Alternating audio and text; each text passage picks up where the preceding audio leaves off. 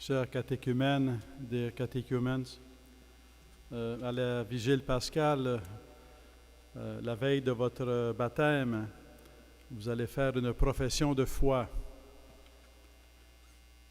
Et dans cette profession de foi, vous allez proclamer votre foi en Dieu,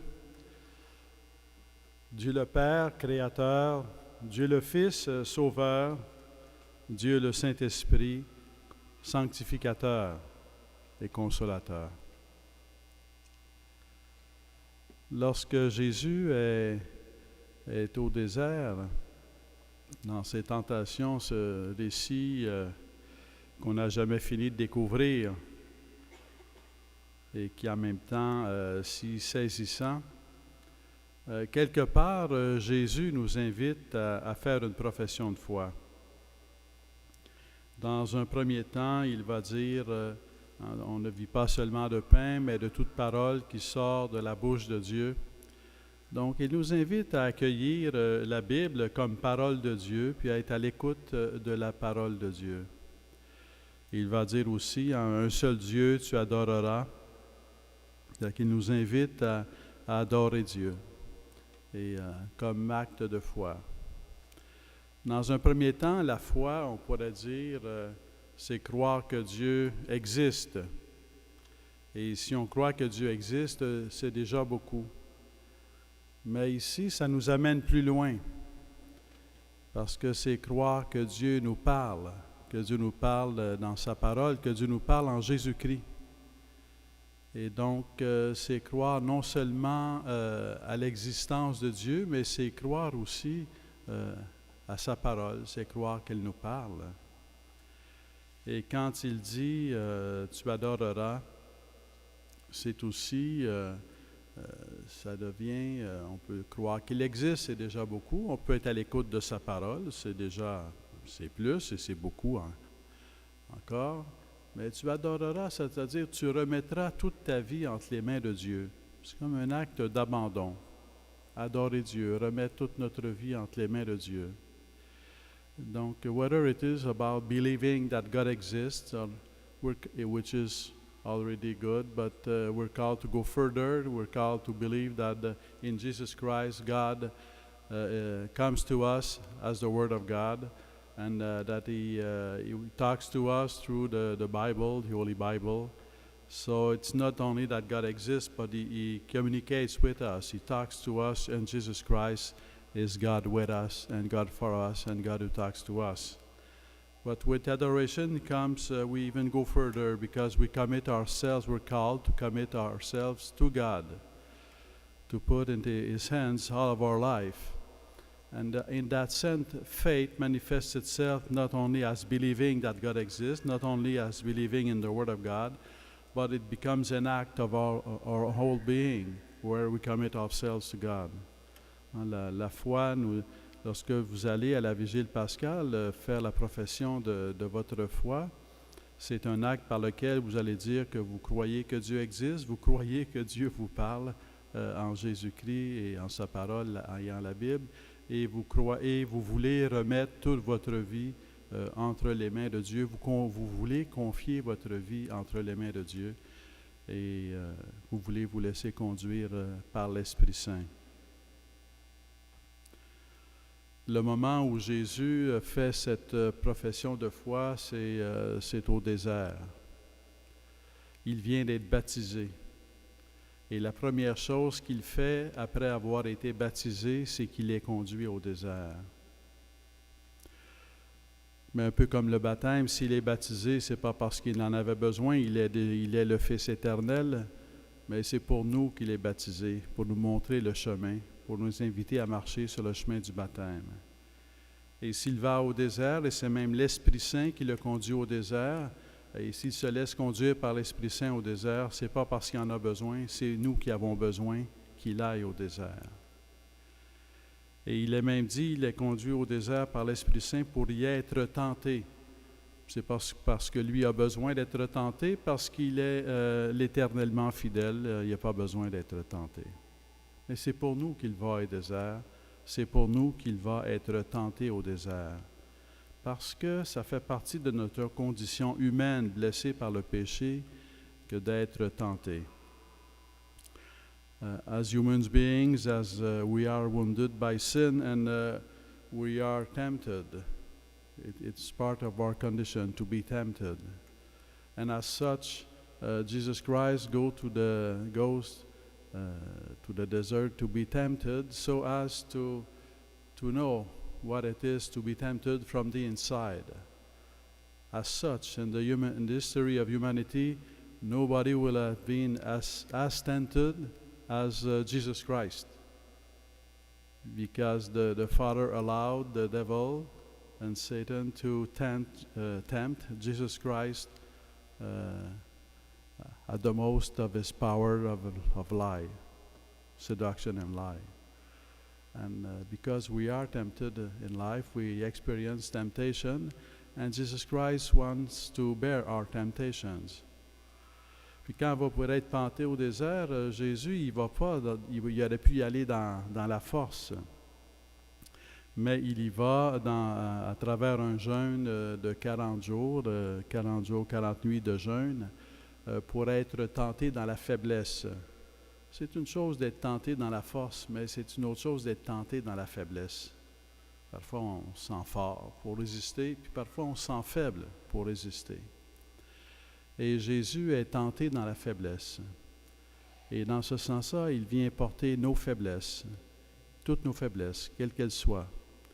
Il vient éprouver nos tentations, tous les types de tentations que l'on peut éprouver, il l'expérimente lorsqu'il est tenté au désert. Il est tenté dans la faiblesse, il expérimente toutes les formes de tentation. Mais en même temps, ce qui se dévoile dans les tentations au désert, c'est un peu comme l'envers de la foi. Quel est l'objectif de Satan quand il tente Jésus au désert? Et on le manifeste, on le voit dans chacune des tentations. Ce sont des approches différentes, mais il n'y a seulement qu'un objectif. C'est que Jésus cesse de faire confiance à son Père. C'est son objectif. Écoute, tu es dans la faim, il y a des pierres que tu pourrais transformer en pain, tu vois bien que ton Père ne s'occupe pas de toi. Alors, il ne dit pas que son Père n'existe pas. Il dit, ton Père ne s'occupe pas de toi. Occupe-toi de toi-même. Hein? Prends les choses en main. Transforme les pierres en pain. Compte plus sur ton Père. Cesse de t'appuyer sur lui. Cesse de remettre ta vie entre ses mains. La deuxième tentation, finalement, c'est la même chose. Satan montre quel est son objectif. Il dit, adore-moi. Adore-moi, je vais te donner le pouvoir sur le monde. Et adore-moi, ça veut dire cesse d'adorer ton Père. Satan, son objectif, c'est d'affaiblir et d'éteindre le lien que Jésus a avec son Père, avec le Père et l'Éternel. Et même la dernière tentation, là, jette-toi en bas du temple, là, c'est-à-dire livre-toi en spectacle pour séduire le monde, deviens un séducteur du monde. Alors, cesse d'être la parole de ton Père qui veut révéler l'amour du Père, mais deviens un magicien qui séduit le monde et qui attire le monde à lui, plutôt que de l'attirer au Père. Avec nous, dans nos propres tentations, quelles qu'elles soient, nous connaissons nos faiblesses.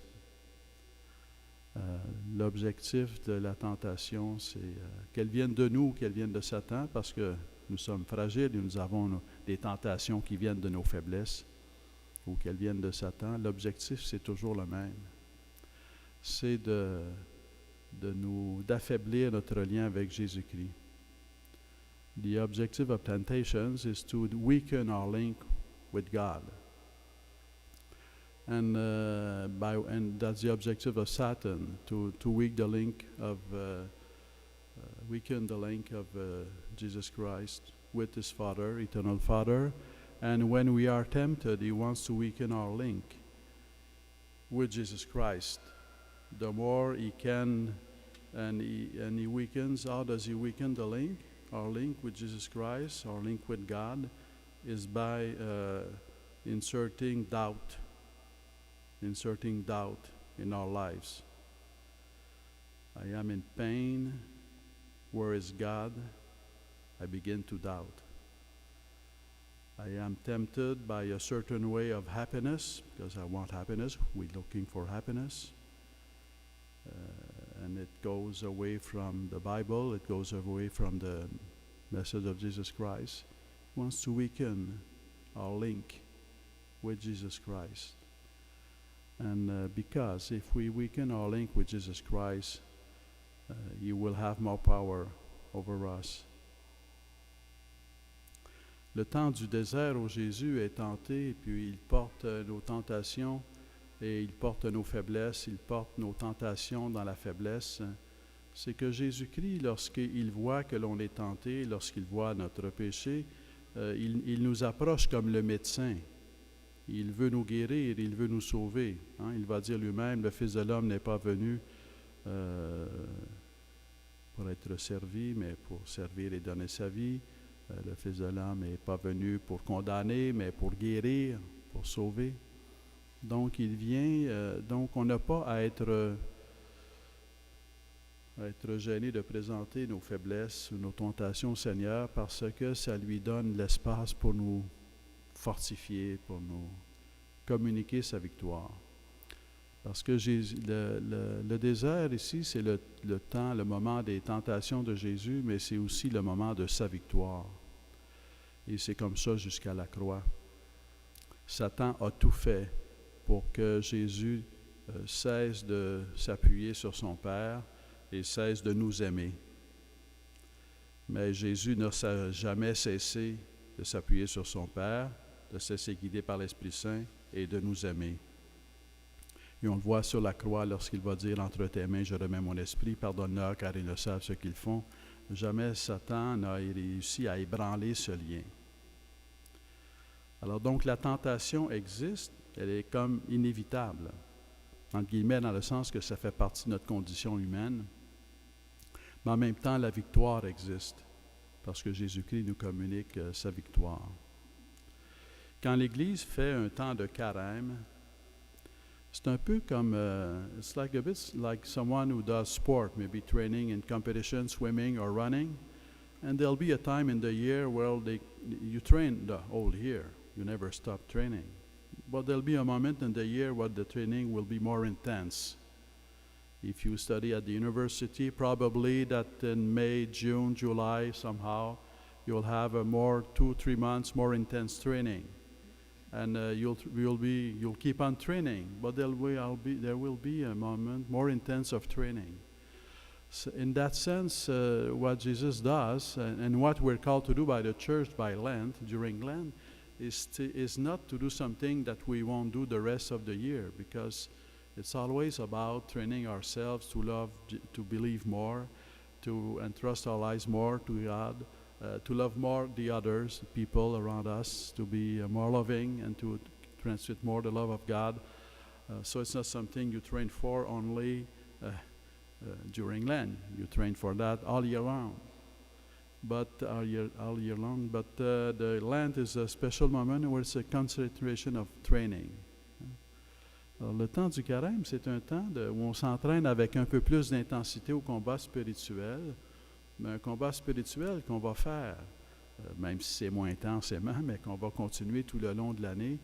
Et c'est pour ça que le vendredi est souvent, tous les vendredis de l'année sont souvent des moments où on invite les fidèles à prier davantage, à jeûner éventuellement, et à partager, à faire l'aumône.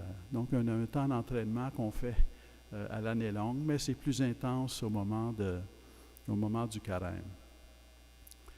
And what we're called to do during this first Sunday of Lent is to learn to always keep our sight on Jesus Christ, whatever happens in our lives, whatever the sorrow, whatever the suffering may be, whatever the temptation may be, always keep our sight on Jesus Christ, because He bore everything that we face through. He bore it on Himself.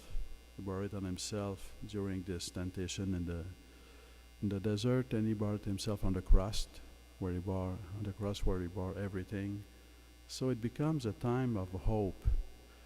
There are moments of joy in life, moments of feast, and we can thank God. But there are moments of sorrow, and we can lean on God.